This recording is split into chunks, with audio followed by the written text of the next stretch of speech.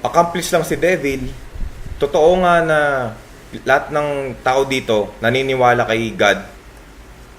Pero may mga taong hindi naniniwala.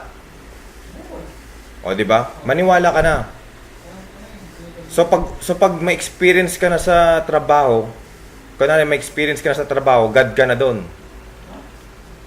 Kaya nga sabi nga sa Bible, you can be gods. You can rule by the people. You can rule democratically. Pag sinabi sa preamble sa 1987. Di ba? Pag nakapatay ka ng tao, doon na magsisimula 'yun. Wala pang simula. Pag totoo ang tao nga na nagsasabi ng totoo, hindi siya mapapariwara. Alam nyo, para paniwalaan ko kayo, pakita nyo sa akin yung mga verse. Okay. Hindi ko okay, may mga pruweba nga kasi iba't ibang logic kasi. Ano yung verse nyo? Iba't ibang logic. Kasi sabi nyo, nabasa nyo yan eh. Yung logic na yan, Kasi pag sinabi nyo yung sabi ng Bible, ibig sabihin, nasa Bible. Nasa yung Bible. nasa Bible 'yon. Naka-input, naka-written na sa brain natin. Okay na. Hindi na kailangan 'yun, communication na 'yun. Ito na kagaya na 'to, nagfo-flow na dito yung conversation ng Holy Spirit and the accomplished by the devil. Versikulo. Hindi nyo ako ng verse. Para makita O, di ba? ko yung Diyos ng tao. Nasa yung sinasabi yung Diyos ng tao.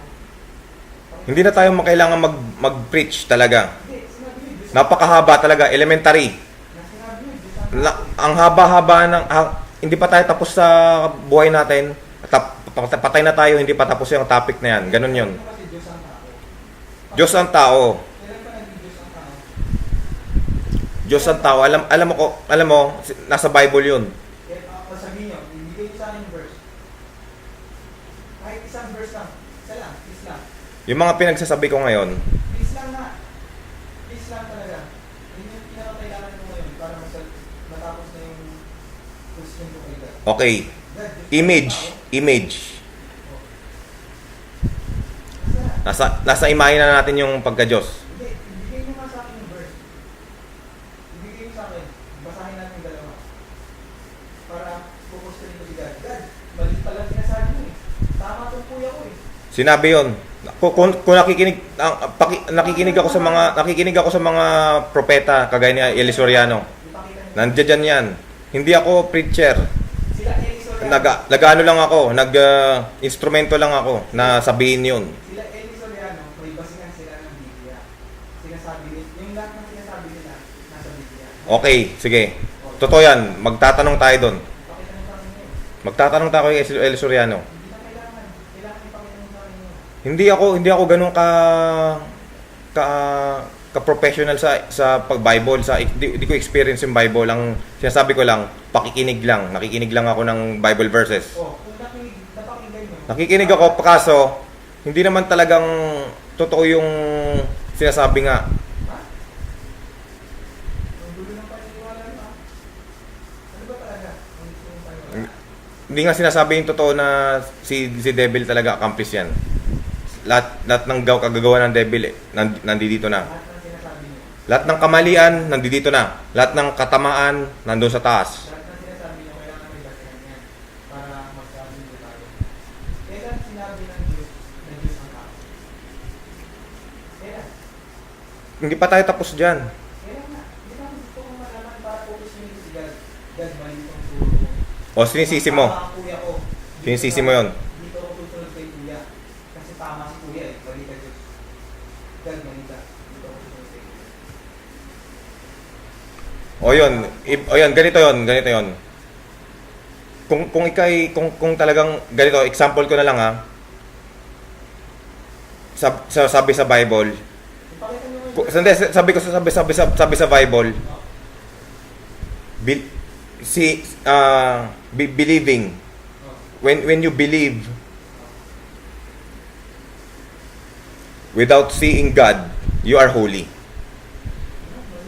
Without believing God, without seeing God is holy. Hindi Believing God. Alam niyo ba kung ano yung verse? What believing God what you see. Believing God what you don't see is holy. Mali na. Alam niyo, Baka kasi kahit hindi nakikita yung ng Diyos, kahit hindi nakikita yung Diyos, yung sinasabi mo na si Jesus Christ talaga, tao lang yon. Tapos sumakabilang buhay na sa resurrection. Ngayon, yung taong yon nasa taas na, naging Diyos na.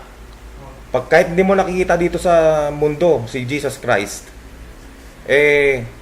at naniniwala ka, kahit anong sabihin ng tao, kahit may mga basehan pa dyan, kahit may mga haka-haka pa dyan, yung word talaga yun ang nagpapa-inspire sa tao. kung saan niyo natutunan yung word na yan? Sa Bible rin. Oh, mali yan sinabi niyo. Alam niyo, Kung anong nakikita, kung hindi mo kahit hindi mo nakikita si God. 'Di ba? mali nga yun. At naniniwala ka talaga sa kanya. Kulang-kulang yan. Okay? Kulang-kulang yan. Yun ang holy. Talagang hindi yan gawin. Hindi holy ang word. Yun. Hindi holy ang word doon. Gusto niyo Hindi na kailangan ng Bible, hindi na kailangan ng Saan niyo natutunan yan? hindi na kailangan ng ang kailangan lang faith. Saan niyo natutunan yung word na yan? Huwag na nating isa katuparan yung word na yan. Ano nga natutunan yan? Huwag natin sa katuparan yung word na yan. Ang totoo talaga, ang pagka-God ni God, supernatural. Saan niyo natutunan yan? May supernatural force siya. Saan niyo natutunan yan? Okay? Saan niyo natutunan yan? Hindi ko sasabihin sa'yo. Wala akong natutunan. Basta sinasabi lang ni God na iparating ko to sa tao. Sinasabi? Sinasabi ko lang. Sinasabi? Oo. Saan niyo nabasa yan? Hindi, sabi ko sa'yo, hindi na kailangan magbasa eh. Kailangan magbasa minsan, pero stock knowledge na yon. Nasa stock knowledge na yon. Yun na yung presence ng Holy Spirit. Saan niyo nabasa yan? O ba't mo patatanong sa akin kung saan ko nabasa Kinakahiya niyo siya eh. hindi ko siya kinakahiya. O, saan niyo nabasa yan? Hindi ko siya kinakahiya sa Bible. Oh, yun pala eh. Sa mga magazines. Kaya niyo palang bangkitin. Lahat ng totoong sinasabi ni God nandun na sa word. Kahit hindi mo sabihin kay God, alam na niya 'yon. Kaya niyo palang bangkitin eh. Alam na niya 'yon. Ayaw niyo sabihin. 'Di ba? Kasi kinakahiya niyo siya. Hindi ko kinakahiya. Kaya nga nagsasabi ako ng makatotohanan eh. Hindi pagsisip-sip yun. 'Di ba? Hindi pagsisip-sip yun. Kailangan mong mahalin yung word para ipagtanggol siya. Hindi yung kinakahiya mo na saan mo nabasa yan, tatanungin ko. Hindi ko sasabihin. Kasi kinakahiya mo siya. Hindi pagsisip-sip ang tawag doon. O kinakahiya mo nga siya pero nasa loob mo siya. Hindi mo siya pwedeng isawalat agad. Sekreto lang 'yun eh. Ano? Sekreto lang yun eh. Sekreto yan?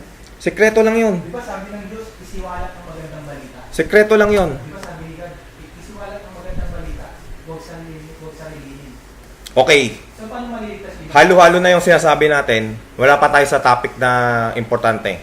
Ang importante, maniwala lang tayo sa Kanya at ma-erase lahat ng kagaguhan dito ng mga magazines dyan, ng mga pinagbabasa natin. Ngayon, pag maniwala tayo sa lahat, wala na, ma-erase na lahat yung ating isipan at yung nakafocus tayo sa Kanya. Ma-erase lahat yun. Yun ang tunay na iglesia. Blessed be the one who O yun, nag-ano ka, sumusuporta ka sa holy. O, tao pa lang tayo, nagsusuporta ka na sa holy. blessed be the one Buhay pa tayo sa mundong ito, nagsisip-sip ka sa holy. Sisip-sip. O, di ba? Bakit ako sisip-sip kuya? Tao lang tayo. Pag nandun na tayo sa kabilang buhay, doon ka magsipsip. Ano? Kasi kabilang buhay yan eh. May boundary yan eh. Yun ang point doon. Hindi na point ng Bible? Oo, yun ang point doon. Anong point? Ganito ang point ng Bible. Pag maniwala tayo lang sa Kanya, Yun lang yun? o yun lang yun. Kasi ganun lang kasimple. Elementary level yung religion eh. Hindi nyo natutunan yun sa akin? Anong, ay nako, ayun ba yung natutunan ko sa'yo? Ay, hindi ko kaya natutunan sa'yo yun. Ano yun? Holy Spirit yun. Hindi sa'yo yung word na yun. Hindi sa'yo yung mga pinagsasabi mo. Sa Diyos yun. Wag nating sarilihin yung mga sinasabi natin. Ipasa Diyos na lang sa atin. Ipasa Diyos na lang yung ating mga gawain dito sa mundo. Kaya nga parang nakafocus tayo na magpalaganap ng Kristanismo. O, di ba? So, hindi na tayo magbabasa. Hanggang doon na lang yung tayo. Maniwala lang tayo. Hindi lang. Magdasal lang. Yan lang. Saan nyo natutunan yung salitang maniwala? Our Father who art in heaven, hallowed be thy name, thy kingdom come, thy will be done in earth as it is in heaven. Give us this day our daily bread, and forgive us our sins, as we forgive those sins against us. And lead us not into temptation, but deliver us from evil. For thine is the kingdom, the power, and the glory, forever and ever. Amen. Mga ganyan